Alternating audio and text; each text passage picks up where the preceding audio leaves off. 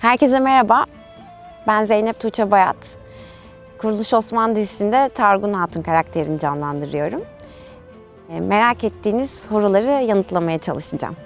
Projeye çok hızlı dahil oldum. Önce bir senaryo okudum. Karaktere çarpıldım açıkçası. Ve hemen ertesi gün açıkçası kendimi sette buldum. Ve çok şaşırdım çünkü bir pilot olduğunu duymuştum. Çok oturmuş bir set olduğunu duymuştum ama bu kadarını beklemiyordum açıkçası.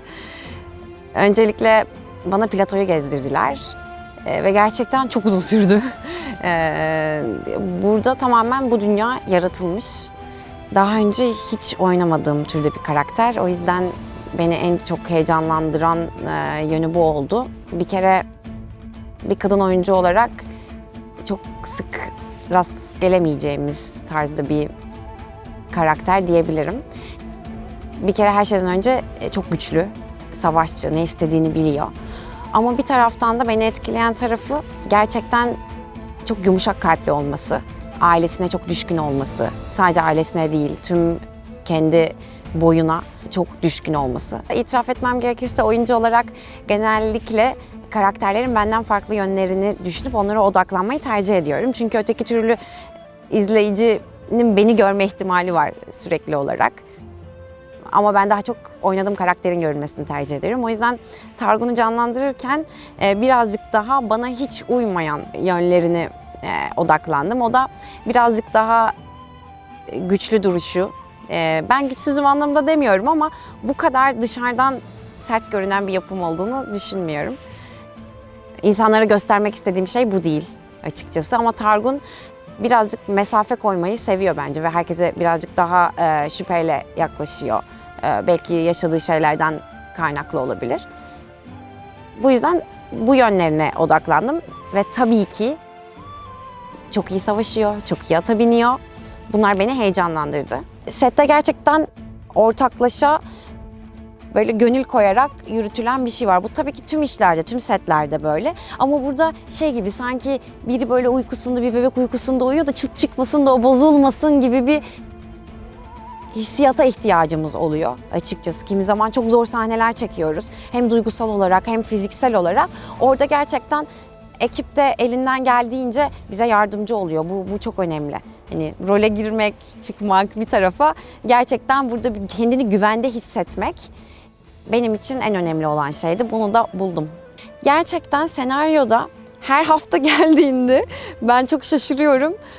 Yeni bir şey öğreniyorum Targun'la ilgili olarak ve doğal olarak işler gittikçe karmaşıklaşıyor ve zorlaşıyor benim için. Ve bu duyguların altını keskin çizmektense gerçekten hani o an nasıl ki Osman'a itiraf ettiğinde seyirci de bilmiyorum kaldı mı? Ufacık da bir olsa gerçekleri söyleyecek mi? Şu an kalpten mi söyledi? Hangisi gerçek? Acaba Targun ne düşünüyor? Bu gizem. Bence bu karakteri ayakta tutan bir şey. Ama şeyi gördük.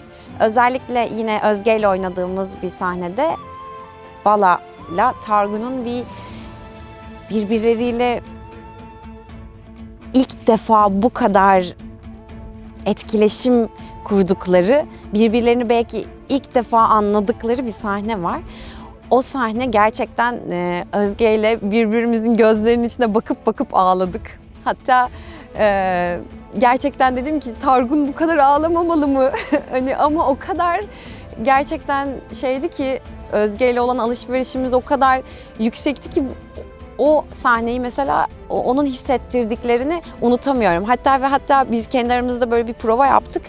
Orada bile böyle bir şey hissetmiştik. Hatta korktuk, dedik ki bunu keşke prova etmeseydik, keşke kayıtta yapsaydık diye. Oyuncuların bazen böyle ilginç problemleri oluyor. Öncelikle herkese beni bu aileye kabul ettiği için teşekkür ediyorum. Umarım etmişsinizdir. Böyle söyledim ama etmeyenleriniz de umarım yakında eder. Hepimiz hayatımızda zor zamanlardan geçebiliyoruz. Bazı şeylerin arasında kalabiliyoruz. Targun da gerçekten en doğrusunu yapar. İnanın ben bilmiyorum ne yapacak. Hatta bilmek de istemiyorum. Böyle adım adım öğrenmek güzel oluyor sizinle birlikte. Bu gizemi umarım daha koruruz. Ama gizem çözüldüğünde de eminim bambaşka güzel yollara çıkacaktır. Tekrar izleyenlere çok teşekkür ederim.